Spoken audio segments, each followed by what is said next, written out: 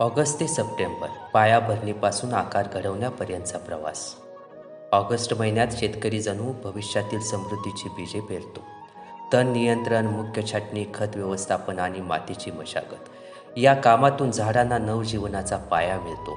हीच मेहनत पुढील प्रवासाचा पहिला टप्पा ठरते आणि मग सुरू होतो सप्टेंबरचा महिना. झाडांच्या जोमदार उभारणीला आकार देणारा, संतुलन घडवणारा आणि उत्पादन क्षमतेची दिशा दाखवणारा. ऑगस्टच्या पायाभरणीतून जे मुळे बळकट झाली त्यांना सप्टेंबरचा आकार मिळतो आणि झाड जणू नव्या उंचीच्या प्रवासाला निघते. थोडक्यात ऑगस्ट हा मेहनतीचा पाया तर सप्टेंबर हा उभारणीचा शिल्पकार. या दोन्हीच्या संगमातूनच दर्जेदार व भरघोस उत्पादनाची खात्री जन्म घेते. थोडक्यात सांगायचे झाले तर ऑगस्ट महिना म्हणजे शेवग्याच्या 9 वर्षाची पायाभरणी, तर सप्टेंबर महिना म्हणजे झाडांच्या स्वप्नांना आकार देणारा महिना. हा महिना म्हणजे झाडांना योग्य दिशा, संतुलित आकार आणि टिकाऊपणा देण्याची सुवर्ण संधी. दुसऱ्या वर्षांच्या झाडासाठी 3 फुटावरील पंचछाटणी हा निर्णायक टप्पा ठरतो. या छाटणीमुळे झाडांचा सांगाडा मजबूत होतो, फुटवे भरपूर येतात आणि उत्पादन क्षमता वाढते.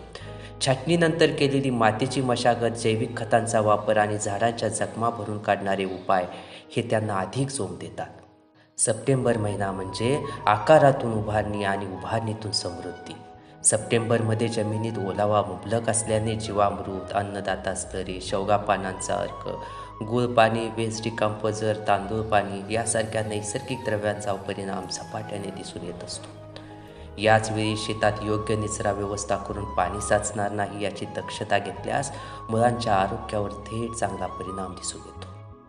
शेंडा छाटणी, झाडांच्या वाढीला दिशा देणारा टप्पा.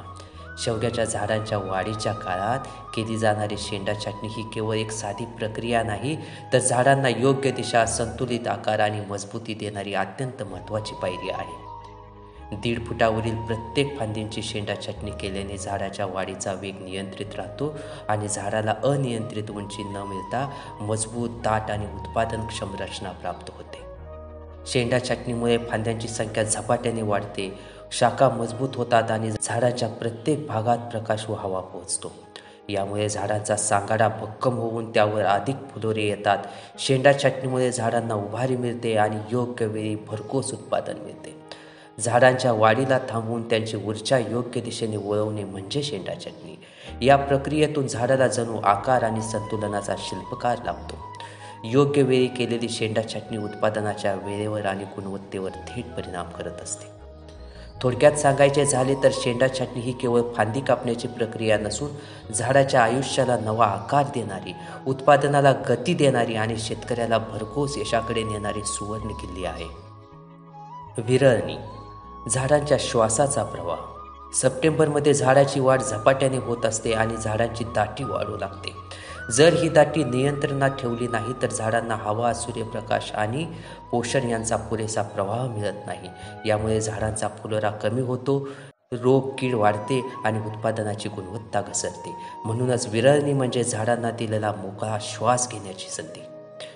नैसर्गिक विरळणी विरुद्ध कृत्रिम विरळणी. शेवग्याच्या झाडाला आपली वाढ नैसर्गिकरित्या नियंत्रित करण्याची अद्भुत क्षमता असते. ज्या फांद्या आवश्यक नाहीत त्या स्वतःहून गळून पडतात. पण जर झाड अतिशय दाट झाले तर प्रकाश अडतो, फुलोरा कमी होतो. अशा वेळी शेतकऱ्यांनी सौम्य कृत्रिम विरळणी करून प्रकाश व हवा झाडाच्या प्रत्येक भागापर्यंत पोचवावा. विरळणी करताना फक्त जादा, कमकुवत आणि रोगट फांद्या काढणे पुरेसे असते. विरळणी म्हणजे फांद्या कमी करणे एवढेच नाही, तर झाडाच्या आयुष्याला आणि उत्पादनाला योग्य दिशा देणे आहे. जसे आपण घरात खिडक्या उघडतो तसा प्रकाश व हवा आत शिरण्यासाठी विरळणी करावी. जिथे झाडं दाट झाली आहेत तिथेच हस्तक्षेप करावा, अन्यथा शेवग्याच्या झाडाला नैसर्गिकरित्या वाढू द्यावे. थोडक्यात सांगायचे झाले तर छाटणी झाडांना आकार देते तर विरळणी झाडांना जीवन देते. ही दोन्ही कामे सप्टेंबरमध्ये समतोल राखत केली तर पुढील वर्षी उत्पादनात नक्कीच फरक जाणवतो. संरक्षण आणि निचरा व्यवस्था जणू झाडासाठी संरक्षण कवचच. सप्टेंबरमध्ये शेवग्याची वाढ जशी वेगाने होते तशीच कीटक आणि रोगांचा धोका देखील दुपटीने वाढतो. या टप्प्यावर झाडांना एक मजबूत संरक्षण कवचाची गरज असते. प्रकाश सापळे हे किडींच्या नियंत्रणासाठी जणू पहारेकरी ठरतात, तर वेळोवेळी केलेली जैविक फवारणी झाडांना रोगापासून नैसर्गिक ढाल देते. खोडावर केलेले उपचार झाडांच्या शरीरात रोगप्रतिकारक शक्ती रुजवतात आणि दीर्घकाळ टिकणारे आरोग्य देतात. पावसाळी ओलाव्यामुळे मातीमध्ये पाणी साचण्याचा धोका मोठा असतो.